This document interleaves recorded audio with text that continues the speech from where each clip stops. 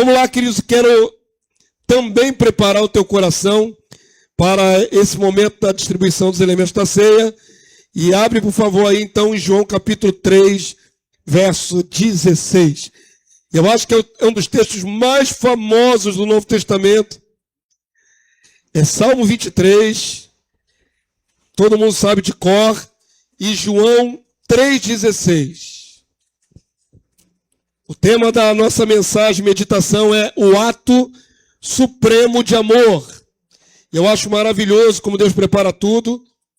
Irmã Célia acabou de orar, agradecendo a Deus o sacrifício que Deus o Pai fez, entregando seu Filho em nosso favor. Então ela já preparou até o terreno aqui para a mensagem. Coisa do Espírito. João 3,16, todos sabem de cor, amém? Mesmo que não tivesse aqui projetado, você não saberia dizer esse texto? Sabe dizer esse texto, não sabe? Então vamos ler esse texto e o verso 17. Normalmente decoramos esse, mas não decoramos o verso 17. Então tem um desdobramento aí que eu quero salientar com a igreja. Vamos ler junto comigo, igreja? Hoje não são muitos textos. É bem provável que em pouco tempo, meia hora, termine essa palestra. Vamos lá?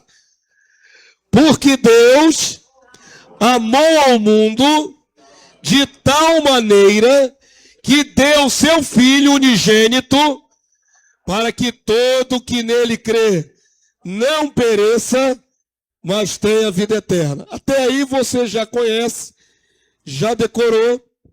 Amém? Mas e o verso 17? Leia comigo, por favor. Porquanto Deus enviou seu Filho ao mundo, não para que julgasse o mundo, mas para que o mundo fosse salvo por ele. Preste atenção que esse desdobramento é interessante.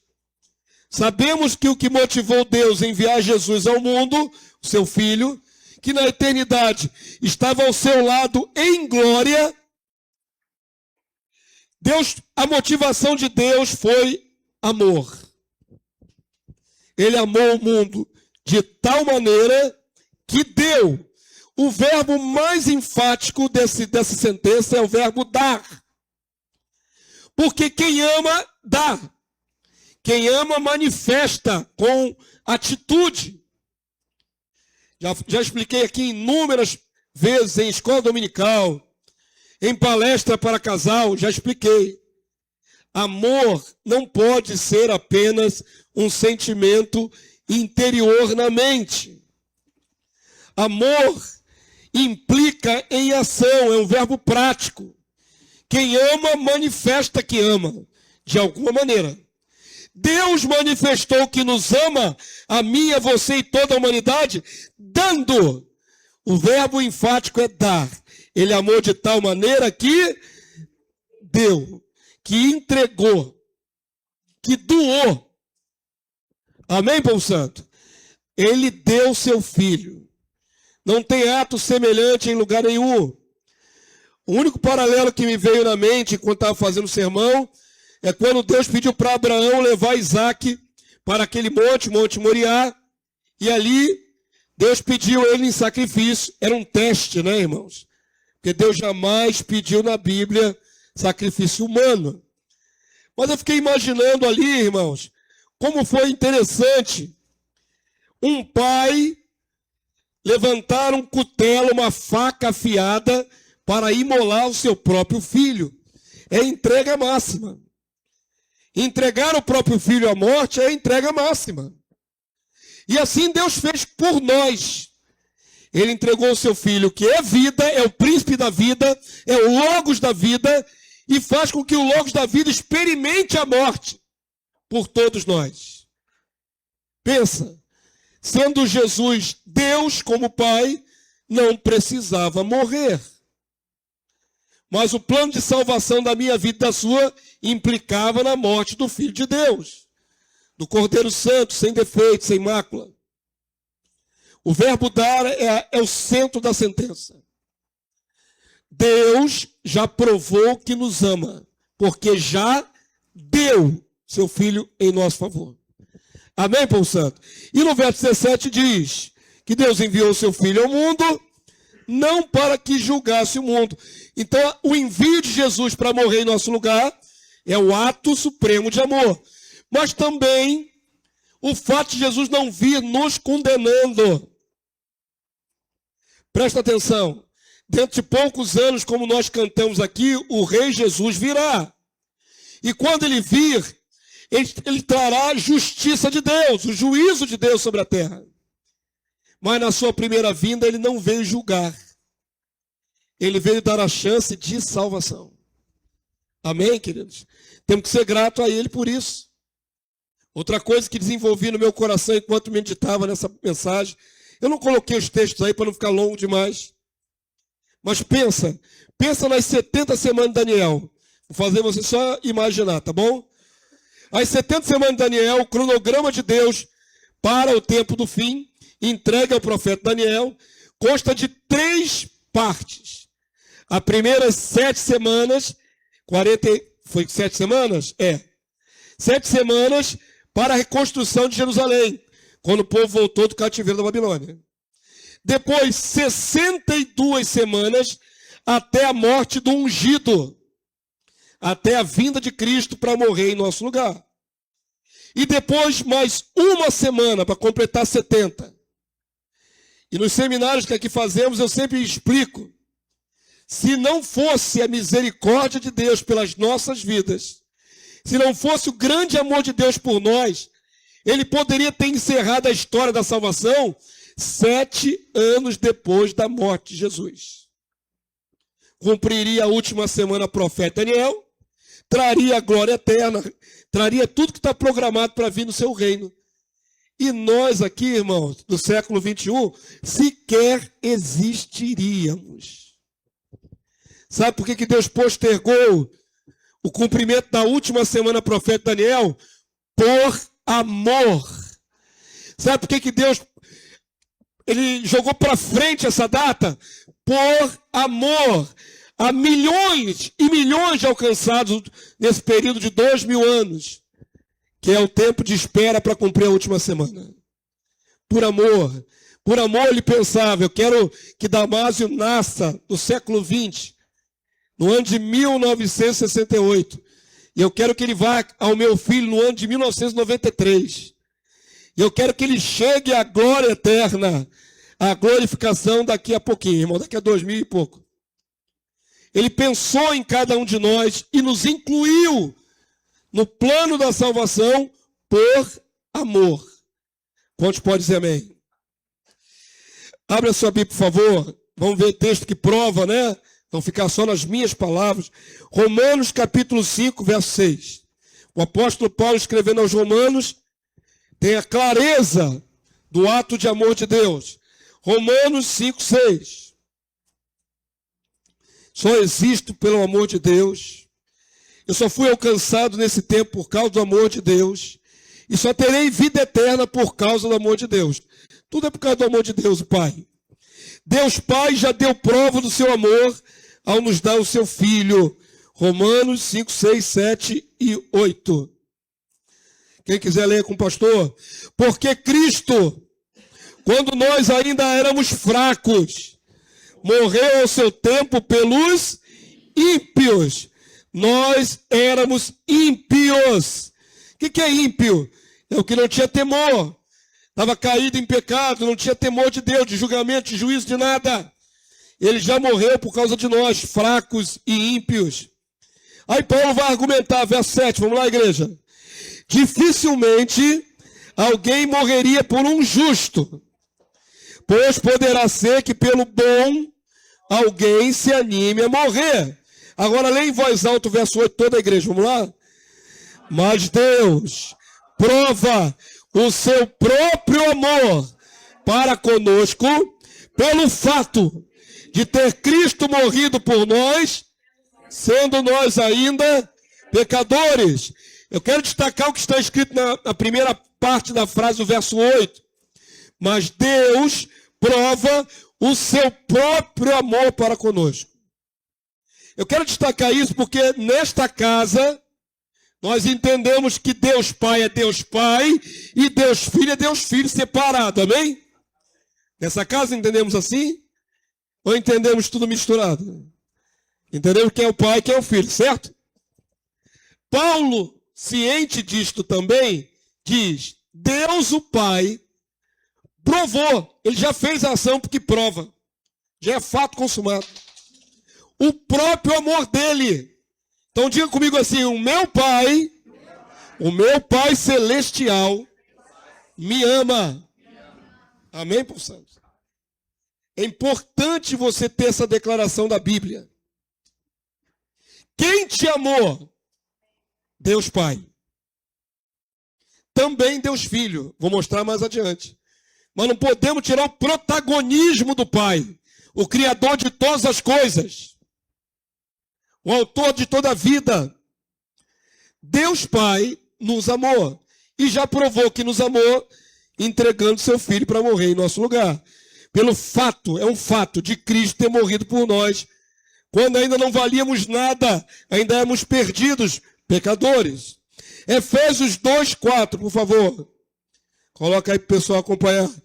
Efésios, capítulo 2, verso 4. O texto diz assim: mas Deus, sendo rico em misericórdia, por causa do que, igreja? Grande amor. Agora dá uma potencializada, né? Agora coloca o superlativo grande aí.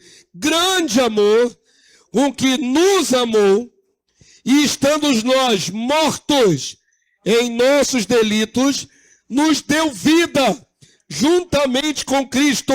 Pela graça sois salvos. Quantos podem agradecer a Deus? Você agradece a Deus esse grande amor? Olha como é grande, né? Não é qualquer amor, é um amor imenso que Deus tem por nós. Primeira carta de João, João diz, né? Vede como é grande o amor que o Pai tem concedido, né? Que Deus tem concedido por nós, ao ponto de nos chamar filhos de Deus. Veja como é grande esse amor. Por que isso é importante, igreja? Porque nós lutamos cotidianamente contra o pecado, contra as nossas dificuldades, contra nossos tropeços. E toda vez que eu penso em dar vazão à minha carne, eu me lembro que Deus me ama. Isso é uma grande, digamos assim, um grande antídoto contra o meu mal. Lembrar que Deus me ama me faz muito importante, alvo do investimento dele. E eu não posso jogar fora. Sabe como um filho que é bem criado pelos seus pais dentro de casa, e ele foi criado numa decência, numa moral elevada, e ele é convidado pelos seus amigos a fazer coisas erradas e imorais, mas ele se lembra: eu não posso decepcionar meus pais que investiram tudo isso em mim. É o mesmo sentimento que eu tenho para com Deus. Depois de conhecer o seu grande amor, eu não posso decepcionar esse Deus com ingratidão do pecado. O pecado seria uma ingratidão. Se entregar ao pecado seria uma grande ingratidão. Efésios capítulo 2, verso 4 diz: mas Deus, sendo rico em misericórdia, o sentimento de Deus por nós, Ele sabe que nós precisamos de misericórdia, por causa do grande amor com que nos amou. Amém, por santo? Então Deus nos ama de maneira grandíssima. Por favor, agora, em Apocalipse capítulo 4, verso 11. Eu falei: se Deus não tivesse planejado eu e você existirmos, nós simplesmente não existiríamos. A história da salvação teria se consumado lá atrás, há cerca de 2000 anos atrás, e nós aqui, irmãos, eu e você, nem saberíamos o que é vida, nem existência. Mas Deus nos ama tanto, e Ele chamou tudo à existência. Apocalipse 4:11, eu acho esse texto um dos mais fortes do Apocalipse, que prova que tudo existe pela sua vontade. A palavra do Senhor diz assim: tu és digno, Senhor e Deus nosso, de receber a glória, a honra e o poder. Porque, irmãos, todas as coisas tu criastes, sim, por causa da tua vontade, vieram a existir e foram criadas. Todos nós devemos essa gratidão O fato de você existir é graças a Deus. Porque Deus quis que você existisse. Não é? Deus assim quis. Todas as coisas foram criadas por Ele. Por isso até os anjos o tempo todo agradecem. Reconhecem que existem por causa da vontade exclusiva de Deus. Mas o Filho não foi passivo nesse processo de entrega por amor. Nós estamos fazendo aqui uma separação. Primeiro mostrando que Deus o Pai nos amou. Amém? E o Filho não nos amou? Voltando ali para o paralelo de Abraão sacrificando Isaac. Quando Isaac percebe que não tinha animal para ser sacrificado, ele pergunta ao pai. Ele percebeu. Está indo ele só e o pai. O pai está com um cutelo na mão. Colocaram a lenha. Ele falou, e onde está o animal para bater? Tem uma hora que na ingenuidade de criança, ele não percebe de onde vai vir o animal. Até cair a ficha de que ele seria o sacrificado, a palavra não diz nada sobre os sentimentos de Isaac. Só diz que ele foi colocado sobre a lenha. Então eu acredito que Isaac, independente do que ele estava entendendo ou não naquele processo, ele se posicionou ali, não é? Em pura e total submissão ao seu pai. Quantos entenderam? Não há nada na sua Bíblia que diga o que Isaac pensou. O pai mandou, sobe aqui na lenha, filho. E ele subiu. E foi amarrado sobre a lenha. O que passou na cabeça de Isaac nessa hora? Vou morrer. Na cabeça de Abraão, a palavra revela.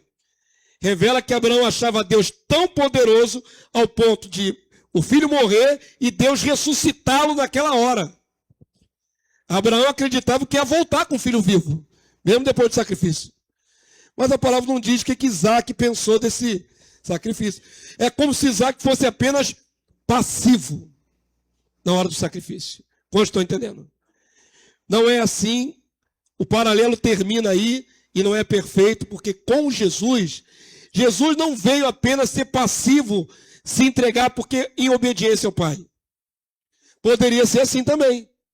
Por submissão a Deus o Pai, o Filho se entregar na cruz, só por submissão ao Pai. Mas eu quero que vocês pensem também que Jesus também nos amou. O Pai, o nosso Pai eterno, nos amou. E o Filho também nos amou. Ele vai para aquele sacrifício por amor a mim e a você. Quer ver isso na palavra de Deus? João capítulo 15, verso 9. São apenas 2 versículos aí.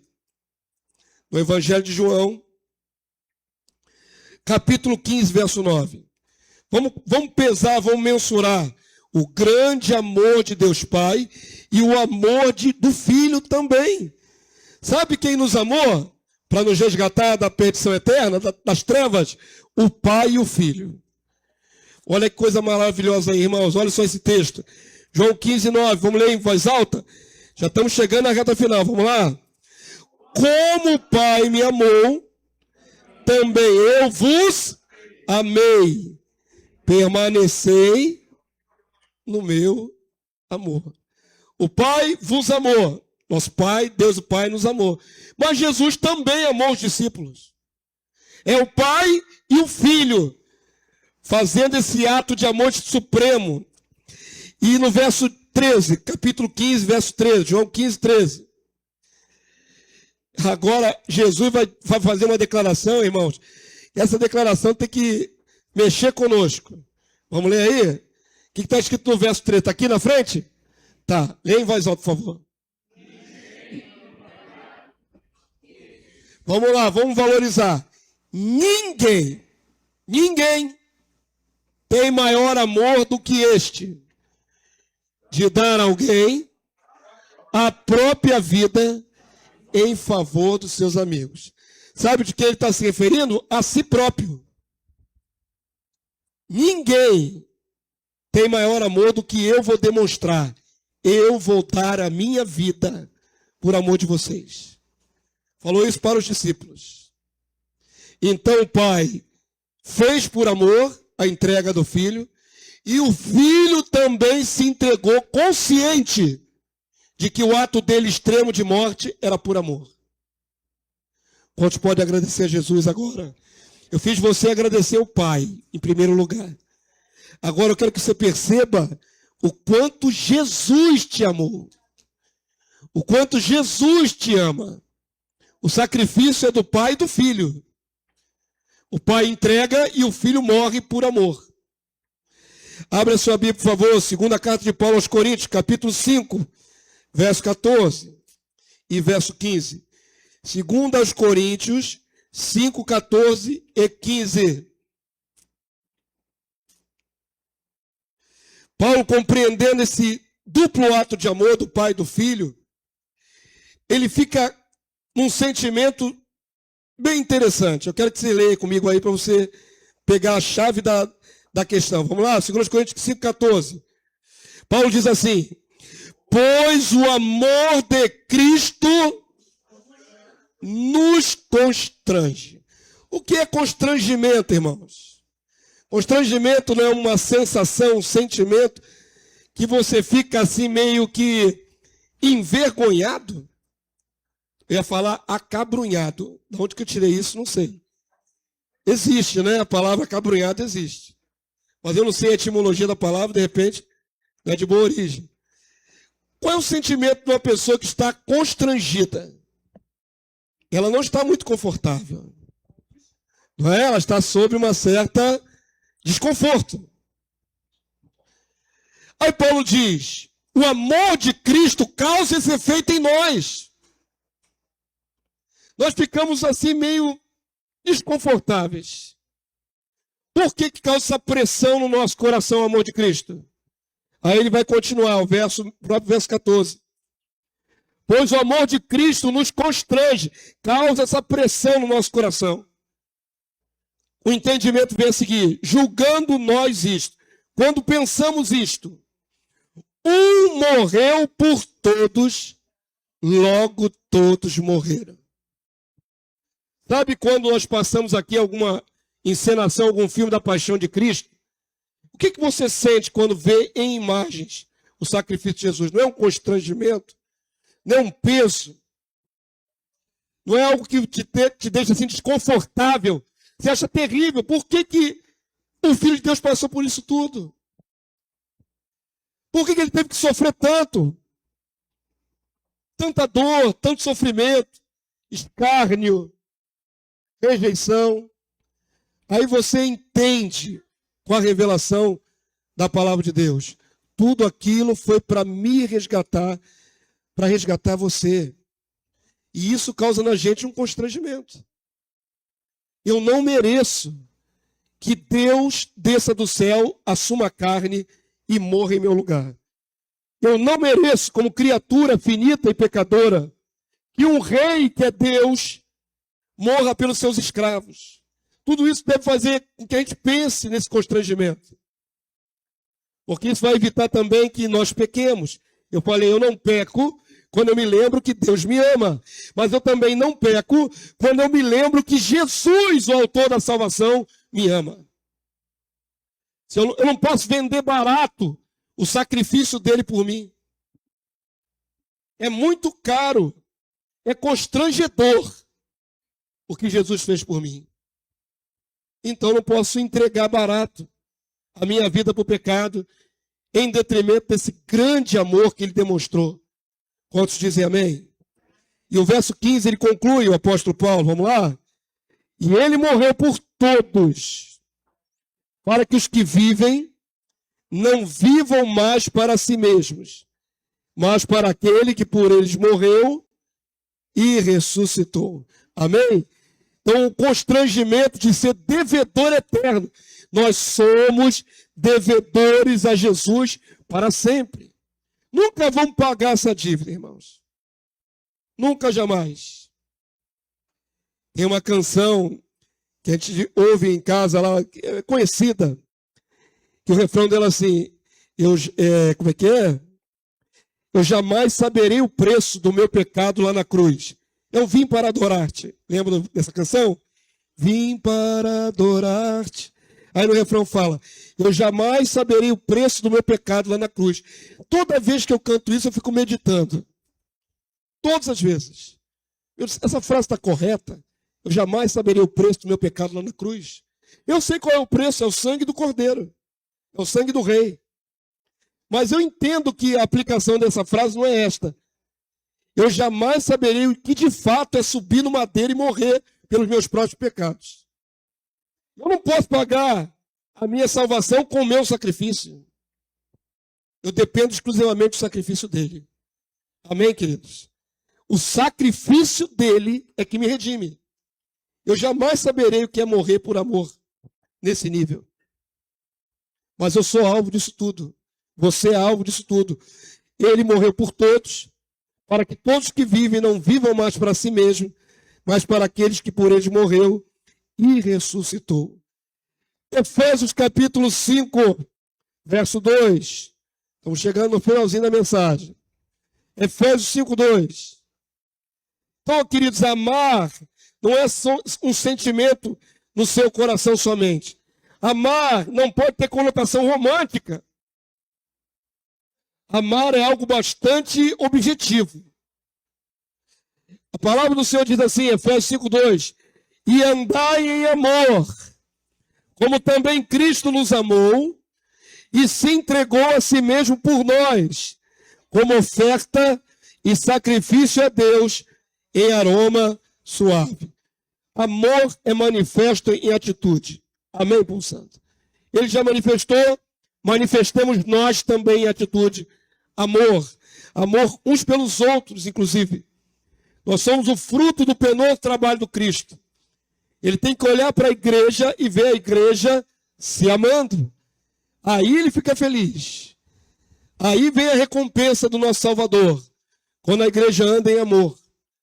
Quero agora uma série de versículos, que eu vou ler aqui, 5 versículos, da carta de João, 1 João 3,1. A carta de João é muito interessante, porque o próprio apóstolo João é chamado de apóstolo do amor. E segundo a história, não está na sua Bíblia, ele saiu da ilha de Patmos, onde recebeu as revelações do Apocalipse. Essa ilha fica ali na Turquia, se eu não me engano. Atual Turquia. Depois que ele saiu da ilha de Patmos, já era um homem ancião. João era o mais novo dos apóstolos, durou mais tempo de vida. Foi o único que não foi assassinado, foi o apóstolo João. Tentaram, viu? Mas ele escapou de um banho de óleo fervente. Ele não morreu no óleo fervente, saiu da ilha de Patmos e foi para Éfeso. O apóstolo João terminou seus dias em Éfeso, que também fica na região da Turquia. E segundo a história eclesiástica da igreja, diz que ele morreu com aproximadamente 100 anos e suas últimas palavras que os irmãos ouviram antes dele morrer foi: filhinhos, amai-vos uns aos outros. João, até a hora da morte, mandava a igreja amar um ao outro. Os irmãos do corpo de Cristo amarem-se mutuamente. Ele é um apóstolo do amor. Por isso não é de se estranhar que na carta de João, ele só fala do amor.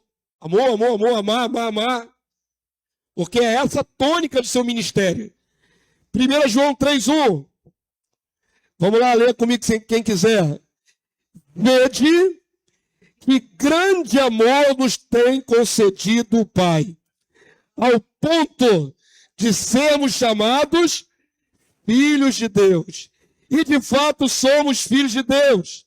Por essa razão o mundo não nos conhece, porquanto não o conheceu a ele mesmo. 1 João 4,10. Vamos ler o 4,10 e o 4,11. 1 João 4,10. Avança aí para mim. Isso. Vamos lá, falar de amor prático, amor aplicado na vida. A palavra do Senhor diz assim: nisto consiste o amor. Não que nós tenhamos amado a Deus, mas que Ele nos amou e enviou seu Filho como propiciação pelos nossos pecados. Você pode agradecer a Deus mais uma vez? Queridos, amados irmãos, se Deus não nos tivesse amado, se Deus não tivesse enviado Jesus, onde você estaria agora? Agora, esse horário aqui, domingo, cerca de 8 horas da noite. Onde, estaria em casa dormindo? Eu não sei onde eu estaria. Eu não sei onde estaria, mas eu sei onde eu andei quando estava fora de Cristo.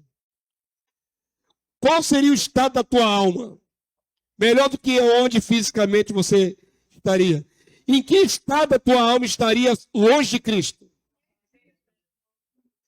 Como estaria o seu íntimo, o seu ser?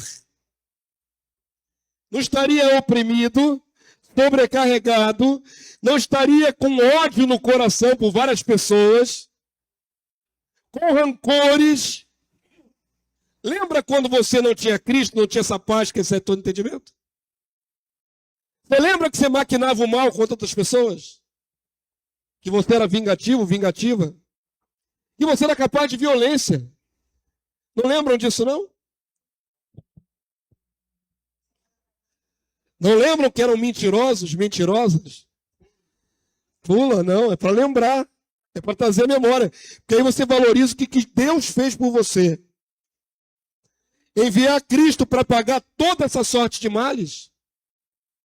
Quantos de nós cometeram tantos crimes, irmãos? Até crimes. Mas Deus te amou. E Deus enviou Jesus como propiciação pelo vosso pecado. Por isso, quando tomamos o pão e comemos, tomamos o cálice e bebemos, nós temos que nos lembrar, nós fomos libertos. O Senhor nos amou tanto que me libertou. Me libertou. O Senhor me amou tanto que me remiu. O Senhor me amou tanto que me resgatou. Me tirou das trevas para o reino do Filho do seu amor. Me tirou do império das trevas. Onde era meu lugar anteriormente? No império das trevas.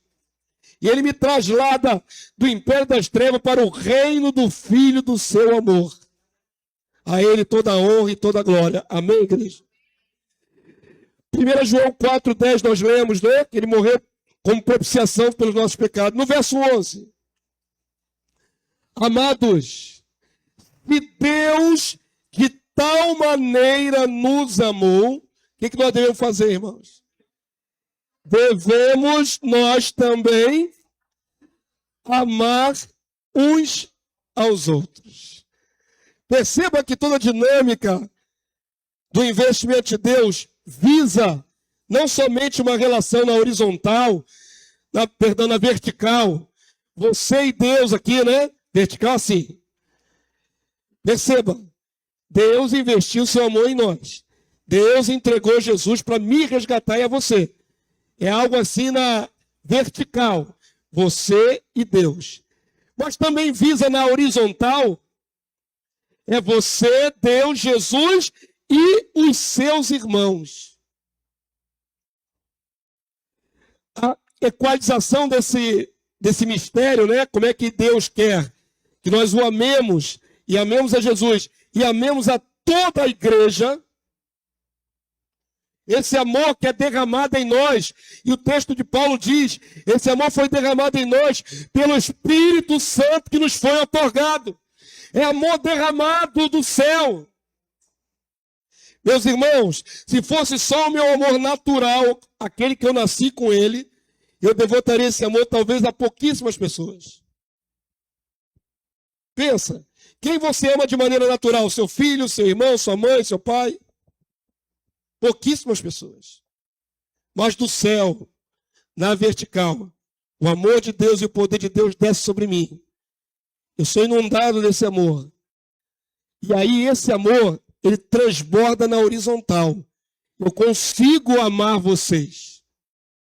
Vencendo toda a minha natureza egoísta. Vencendo toda a minha natureza que quer amar a si mesma. Eu consigo amar vocês. E me mover em favor de vocês. De igual forma, devo fazer isso uns pelos outros. Amém, povo santo? Transborde o amor de Deus para o mundo. Transborde o amor de Deus para os seus irmãos. Não é só você, Deus e Jesus. É você, Deus, Jesus e o seu próximo. A palavra do Senhor diz assim, Amados, verso 11, se Deus de tal maneira nos amou, devemos nós também amar uns aos outros. Lembrando que não é só sentimento na mente, mas ações práticas. Amém? Por último, irmãos, 1 João 4,8. Você está no verso 11. Volta aí 3 versículos. 1 João 4,8. A prova de que estamos ligados no amor de Deus vai se manifestar na horizontal no trato com os homens. Tem que ver uma pessoa que não ama, ela pode ser religiosa, ela pode dizer que ama Jesus, ama Deus, mas se o amor dela não se manifestar na horizontal, ela não ama. O amor vai ser provado aqui, nesse mundo. Nós estamos aqui no mundo de teste. O estado probatório é agora. Você realmente recebeu o amor de Deus? Você realmente recebeu o amor de Cristo? Então, vai se ver na sua vida esse amor se manifestando no mundo dos homens. Quantos entenderam? Vamos ler o último texto? 1 João 4,8. Já está aqui? Joga aqui. A igreja lê, já vamos ficar de pé para partir para o memorial da Santa Ceia. Vamos ler juntos, irmãos? Aquele que não ama não conhece a Deus, pois Deus é amor. Só nos identificamos com Deus Pai, com Deus Filho, se estivermos vivendo em amor. O que nos identifica como verdadeiros alvos do amor de Deus é quando amamos o nosso semelhante. Ninguém pode dizer ama a Deus a quem não vejo, né? Se não ama ao próximo que você vê. Então, não existe amor só a Deus e ao Pai e Deus o Filho, sem manifestação na terra do amor. Isso não existe. Se a pessoa não consegue manifestar amor, ela não conhece a Deus. Porque Deus é a fonte de todo esse amor. Amém, povo santo? Quantos são gratos por ser canal do amor de Deus? Então fica de pé nessa hora, igreja, em nome de Jesus. E igreja é um lugar de provação, irmãos. Oh, Jesus. Oh, meu Deus. Sabe onde nós provamos o amor? Aqui, ó. Aqui nós podemos ser aprovados ou reprovados. Porque não é fácil lidar com os outros seres humanos, né? Cada um com as suas características. Uns irmãos mais chatinhos, uns irmãos mais lentos, uns irmãos mais acelerados, uns irmãos mais efusivos, uns irmãos mais fechados. Aqui é que nós provamos. Porque quando você consegue vencer todos os seus preconceitos, e como você vê o seu irmão, e você o ama, você está provando que o amor de Deus é eficaz na tua vida. Deus investiu o amor em você, e você é canal do amor para quem quer que seja. Para o chatinho e para a pessoa legalzinha. Né? Para aquele agradável e para o desagradável, irmãozinho inconveniente. É aqui que nós provamos tudo isso. Por isso, queridos, quando uma pessoa sai da casa de Deus e vira desigrejada, eu acredito que ela está cometendo um grande erro por vários motivos. Mas um dos motivos é que ela não quer conviver com a igreja. Não quer. Ela se sente ferida, magoada, entristecida e se isola do corpo. Não quer ver nem a cara dos irmãos.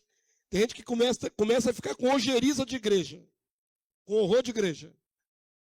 Como se é aqui que nós provamos o amor? Se você não consegue virar a casa do Senhor e suportar os seus irmãos em amor, como é que você pretende entrar no reino eterno? Como é que você pretende reinar sobre as nações em amor? Manifestar o sacerdócio no futuro reino milenar? Nós precisamos aqui, é o nosso estado probatório. Amém, queridos? Exercite amor aqui e agora. Exercite bastante amor. Porque quem não ama, não conhece a Deus. Amém, povo santo? Vamos pedir a Deus que domine os nossos corações com esse amor maravilhoso. Primeiro nos constrangemos, porque nós não merecíamos e fomos muito amados. Nós fomos muito amados, irmãos. Na hora de você fraquejar na carne, você se lembra: o meu Deus me ama. O meu Pai me ama. Jesus morreu por amor a mim. Eu valho muito para eles. Eu valho muito para eles. Isso não é massagem no ego, nem antropocentrismo do Evangelho. Isso é fato. Deus já provou o seu amor enviando Jesus para te resgatar. Amém, povo santo? Vamos então fazer esse momento de ceia. Eu estava pensando em casa. Toda vez que eu estou ministrando a palavra, primeiro ministra para mim. Por muitos anos aqui no dia de ceia, eu até estimulava os irmãos, falamos isso hoje de manhã na escola dominical, que não tenho base bíblica para mandar ninguém jejuar. Não tenho base bíblica para isso. Mas por muitos anos aqui no dia de ceia, eu fazia propósito de jejum e pedia que a equipe de louvor jejuasse. Até que eu li a igreja primitiva, relendo, alguns detalhes às vezes passam assim, né, despercebidos. Aí reli de novo a igreja primitiva e descobri que no dia de Santa Ceia eles não faziam propósito de jejum. Por que não jejuavam? Por que não se contristavam? Porque não é um momento de tristeza. A tristeza, sim, pela morte de Jesus. Mas e a ressurreição? É um momento de vitória. É um momento de congraçamento, de alegria, de comunhão. Aí, de uns anos para cá, eu aboli essa ideia de pedir aos meus irmãos que façam jejum na Santa Ceia. E eu parei de fazer jejum na Santa Ceia. Não é momento de ficar triste e derrotado. É momento de glorificar. É momento de dar glórias ao Senhor, que morreu, venceu a morte por nosso lugar. É momento de exaltar o sacrifício de Jesus. É momento de demonstrar gratidão e amor a Ele. Não é momento de você ficar triste. É momento de dar glória. Amém, povo santo? Vamos fazer isso para a glória do Senhor. Quero chamar à frente os diáconos que vão nos ajudar, a equipe de louvor também. E tome o pão hoje com a consciência aclarada pelas Escrituras de que Deus te amou profundamente, grandemente. E que Jesus também te ama profundamente, grandemente. Você não está sozinho nesse mundo. O Senhor te ama. Glória a Deus.